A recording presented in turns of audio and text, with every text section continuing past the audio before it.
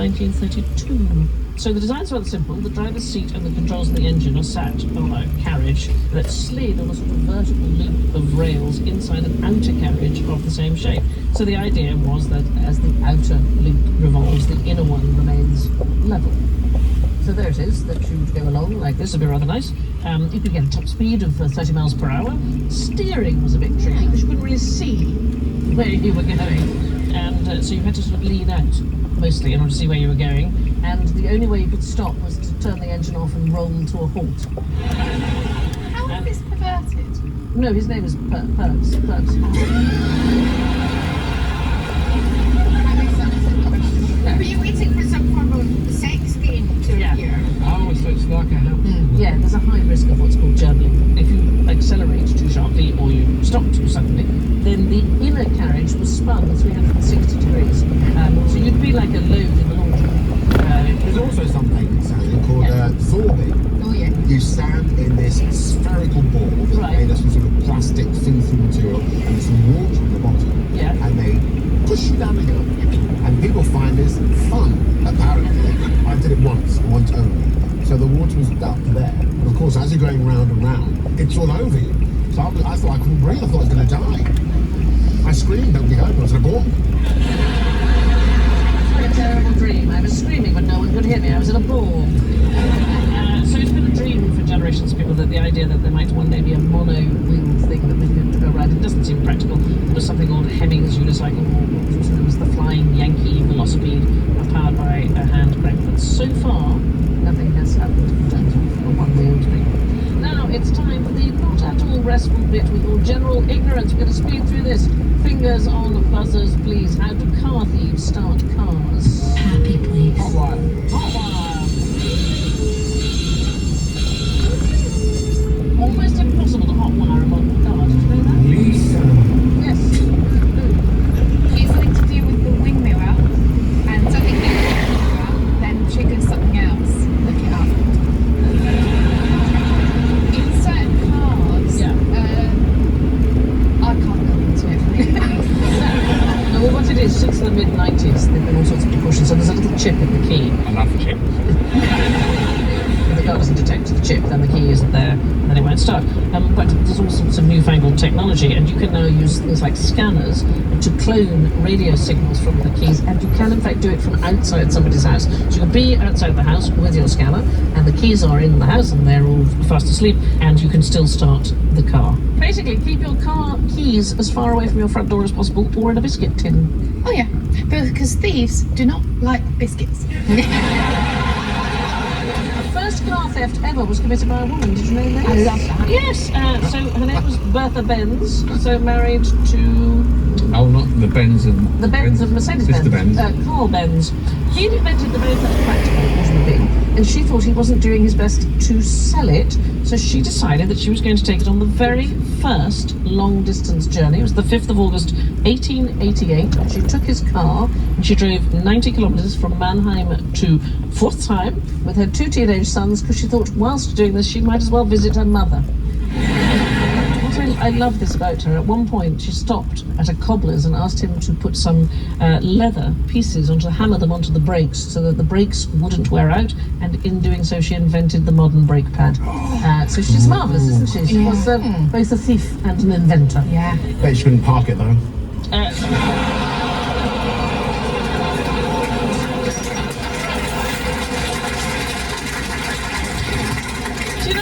It's such a pleasure to see somebody doing so well on their last time on the...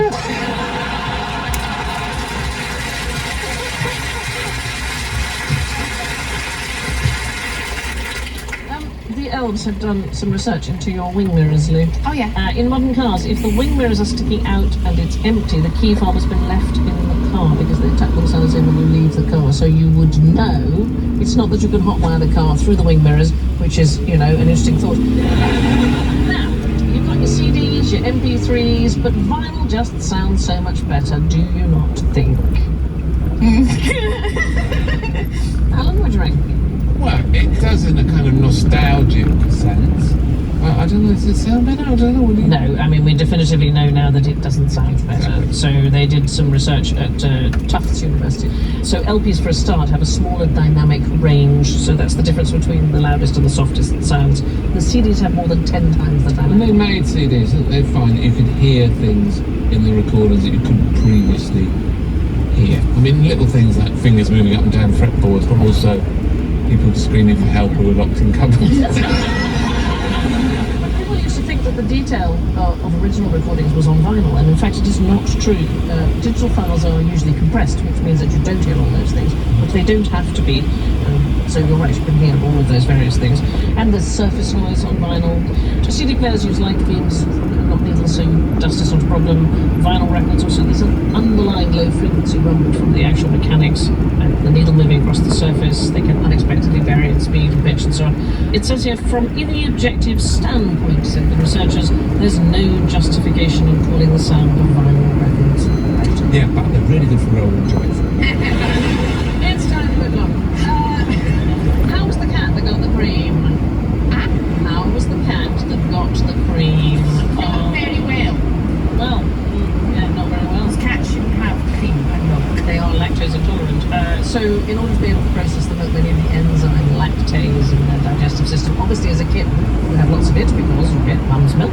But then the lactase production rate slows down as they get older. Did you know, Sandy, What that about it? human beings made cheese, and I read this in the cheese book, that's how you made cheese for 1,000 years before they became lactose tolerant. Isn't that weird? They used to keep cows and make cheese even though they couldn't digest the milk. And then after about 1,000 years of it, they were able to. Yes. People get very, very squeamish when you have a nice cup of breast milk in the morning. But it's fine to have it out of a cow's breast. Why? It doesn't make any sense, does it, though? Well, the thing is, you don't gain anything nutritionally from having that kind of milk, not even breast milk. But it is yummy. Okay. Adult cats are lactose intolerant. So let's look at the final results. In last place, well, this is extraordinary. This has never happened before. We have a triple placement of people in last place. With -6, this will give away who's the winner. With -6, we have Stephen, Alan, and Lou.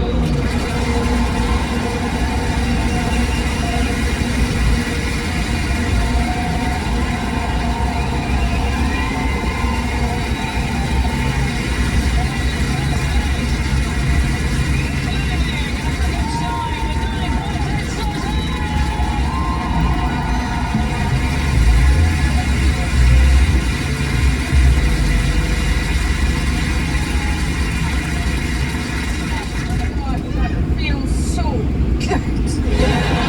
Go home and get some sleep. It's thanks to our guests, Susan and Stephen, Lou and Alan. And I leave you with an old American story about the risks of combining work with recreation. As she lay there dozing next to me, one voice kept saying, "Relax, you're not the first doctor to sleep with one of his patients." But another kept reminding me, "Howard, you're a veterinarian."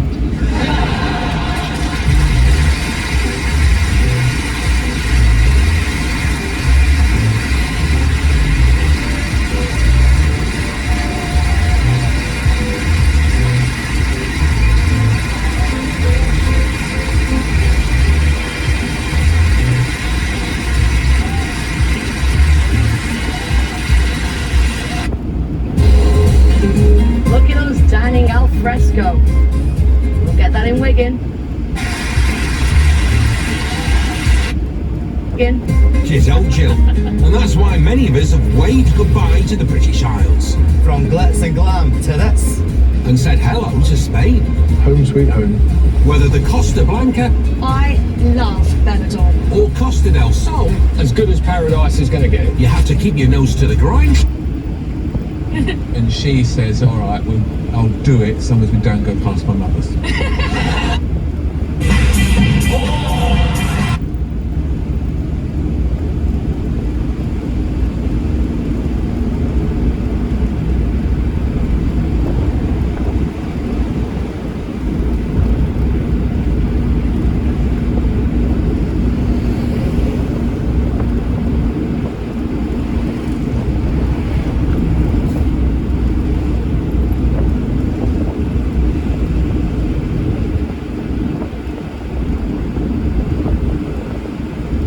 and she says, all right, well, I'll do it as long as we...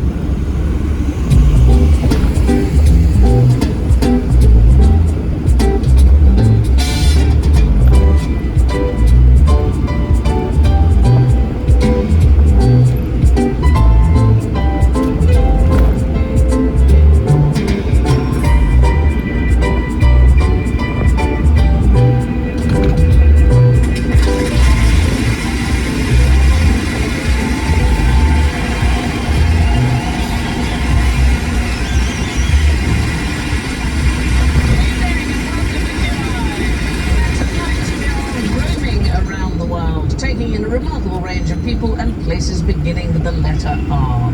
Joining me tonight are riding the rails, it's Benjamin Zephaniah.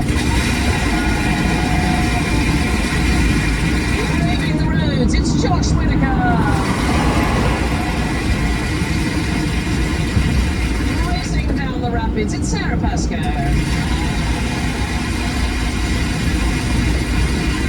And running to the restroom, it's Alan Davis.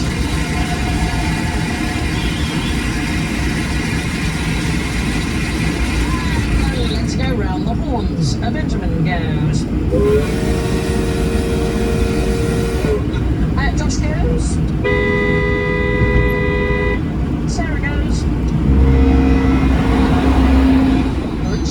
And Alan goes. Right, let's start with a really riveting question. Who is this woman and what can she do? She looks like my primary school. She's beautiful. Does the audience know who it is?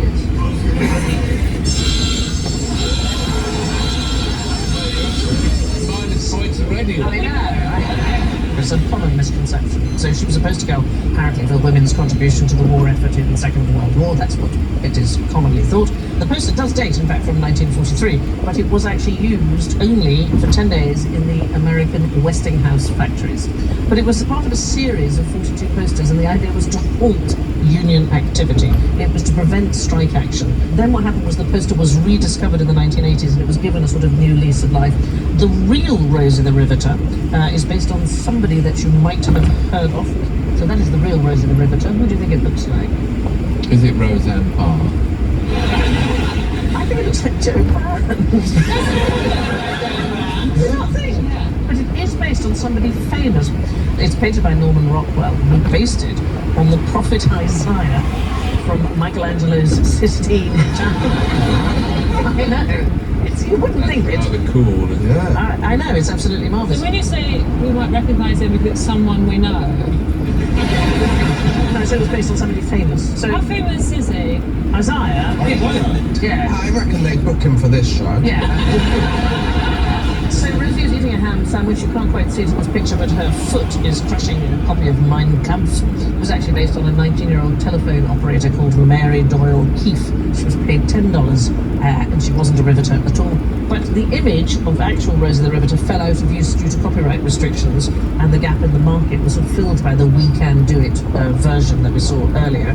The real name, Rosie the Riveter, came from a song, and I think we can have a listen to it. Keeps a sharp lookout for Sanford County, sitting up there on a piece of land. That little river is more than the I love that. That little trail can be more than a male. Makes you feel good about yourself, it doesn't it? On the subject of QI panellist resemblances, I said how much I thought that poster looked like Joe Brand.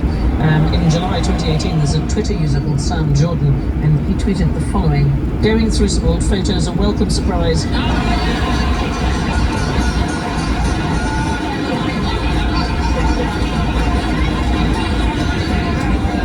Is in fact Alan Davis. Wow. Can you stand up next to it, Alan? Let's have a look. Well, I think she's gorgeous. Oh, yeah.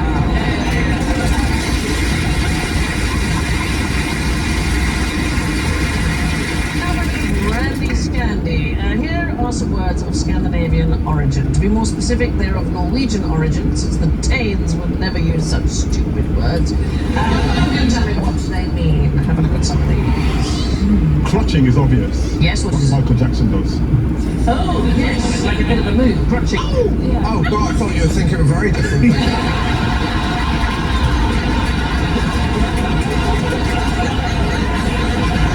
You're thinking of flashback. I saw something the other day online.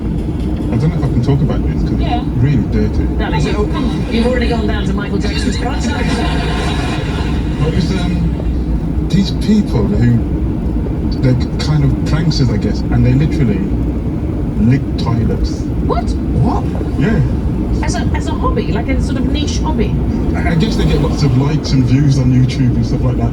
Wow, I mean, I've been worrying about shaking hands, but You're thinking of flashback. yeah. I saw something the other day online. I don't know if I can talk about this because Yeah. it's really dirty. Darling, you've already gone down to Michael Jackson's crutch. It was these people who they're kind of pranksters, I guess, and they literally lick toilets. What? What? Yeah. As a hobby, like a sort of niche hobby. I guess they get lots of likes and views on YouTube and stuff like that. Wow, I mean, I've been worrying about shaking hands, but And using that as flush bunking. Sounds like a whiff swiddle to me. yeah. Well, I can tell you that biff squiggled means confused. Flashbunking actually means making no sense. Whiff swiddle is something that happens or moves very fast. And all of these words were invented by one person. Who do we think that might A be? Norwegian person. Well, of Norwegian origin. Is it a footballer? No, it I'm isn't. out. It's for the BFG. Oh, Roald Dahl. It is Roald Dahl. His parents were Norwegian immigrants. I mean, the Danes would never have anything so absurd. Here are a few Danish words, just to see if you can see what they mean. See, not funny to me at all. What bad slang? Thanks. No, it's bowsleigh. Bowsleigh. Yes. And is it still a slapper? Dancing around the handbag. Santa, come away, you bobsleigh. No, it means backfire. Bowsleigh. Same as Isn't that that. what It's fart like a is? spa, yeah. Fart is the Danish word for speed. So you have to mind your fart. What about the other one? Anybody want to try? Pig. Yeah, how do you pronounce that one? Bullhandler. Woodhander. No, Sandra. no, no. Bullhandler. Bullhandler. Woodhander. This is so fun. Bull means book, and handle is the handler of the book, so it's the bookshop. Bookhandler. Bookshop. Yeah, bookhandler. So you'd go, I need to go Fart down fart the to boat. bookshop. I want to read 50 Shades of Grey because I'm a bashlag.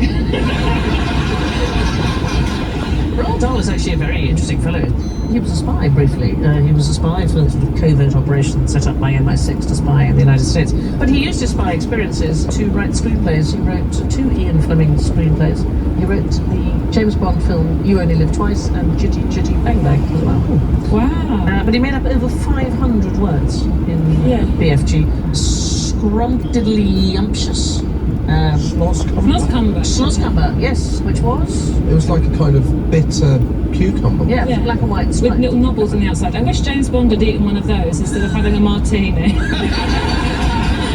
The Schlosscumber, please. Slice. Yeah, number 9.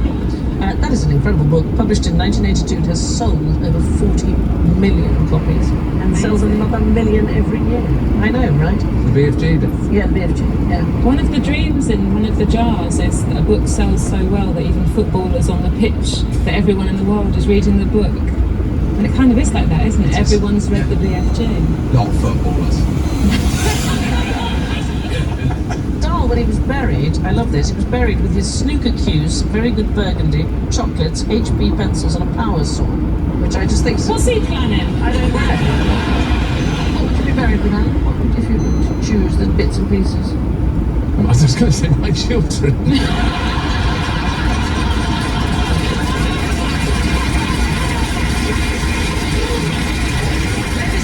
Down of the year.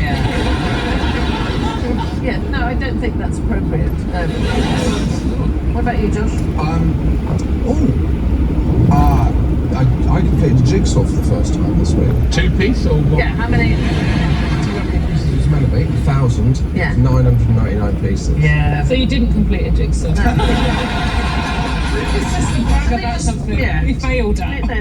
I didn't fail. You did, darling, because when you say you completed a jigsaw, that is not what happened. You didn't complete it. Yeah, thank you. All right, I want to be buried with the final piece of it. Anybody else? Got thoughts about it? I think, just in case, a big book.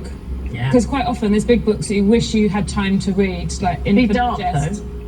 Oh, and a torch? How many things are there? In Birmingham Museum, Yeah. one of the exhibits is my first typewriter.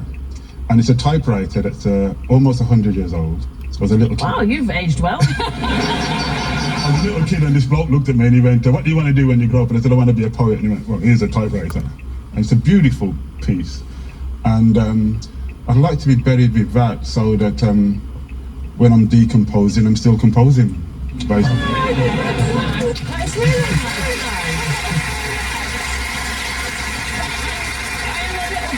The Birmingham Museum's going to be empty. What else have they got? Yeah. They've got Jasper Carrot's stool. Oh, that's gone off by now, surely. Not his stool. I mean, sweet of him to offer it, but... This is the weirdest show I've ever been on. I met Jasper Carrot and I asked him about why he's called Jasper Carrot, and he said that's because his real name is Davis, and it's so boring. His name is Bob Davis. Is that right? Yeah, and that's the name of my middle child. You want to be buried with? Now, on to the Romans. What did they ever do for us? I know what they didn't do. What did they not Well, I've do? seen this program before. Yeah. They didn't build roads. No, they really did. It is.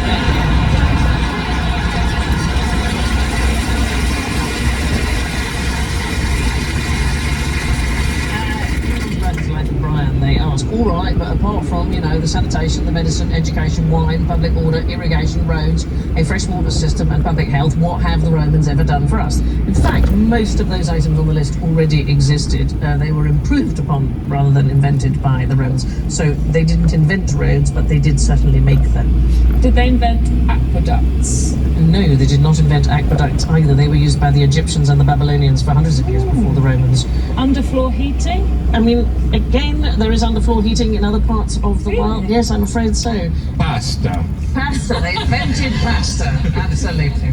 No, all sorts of things that we think. So, for example, straight roads is one of the things that we think, but we know straight roads existed in Ireland, which the Romans didn't even reach. They didn't even invent paved roads. The world's oldest paved road, which this is part of. Looks like one of Josh's puzzles. Probably 4,500 years ago, this road was laid down. It's in Egypt, so it was laid down in order to build the monuments at Giza along the Nile. Who said aqueducts? Who said aqueducts? I did. You did, Because yeah. that's what I remember from learning the first things we learned about Romans at school. Aqueducts were pretty big, and I thought I was going to see more of them in my life in the way that they were bigged up. Yeah. Like, before then, water couldn't even go over bridges. Yeah, this one is in Nîmes in France. What happened there? So they didn't go high enough the first time? And then where is the water then? It's down below in the river. So on that very top of the bridge? Yeah, the very top of the bridge. In the 2nd century BC, the Assyrian king built one to bring water all the way from the nearby mountains to his palace in Nineveh. So lots of aqueducts before the Romans. There is something the Romans did give us, which is the Wicker Man. So the very first evidence that we have of the Wicker Man style of pagan sacrifice comes from Julius Caesar. He claimed that the Druids burned people alive inside wicker cages. Oh, Yes, the thing is, he's thought to have invented it because he wanted to show how barbaric everybody was in Britain. Although maybe the Wicker Man has not, we have no evidence of it because they took it apart to make some cool chairs in the 80s. Does anybody want to see a Peter Rabbit Wicker Man? Oh, Yeah, okay. Oh, Okay, Always. well. So, in 2016, they made a 40-foot, there it is, straw statue of Peter Rabbit. It was created to celebrate the 150th anniversary of it's Beatrix. full of rabbits. Well, it was set alight by arsonists. Or Mr. McGregor, which is the one I'm voting for. We had a picture of it on fire, but I couldn't bear to show it. Oh, So, No. Come on, you lot. What sort of rabble are you? You want to see the burning rabbit? Do What is wrong with you? It's not a real rabbit. It's just a picture of a fire. I'm not showing Peter Rabbit on fire. It's not happening. Yeah. And so was it supposed to... Wow, I'm being nice for the odd child who watches. It's not happening. You're a very odd child watching this. Anything else that they invented? Benjamin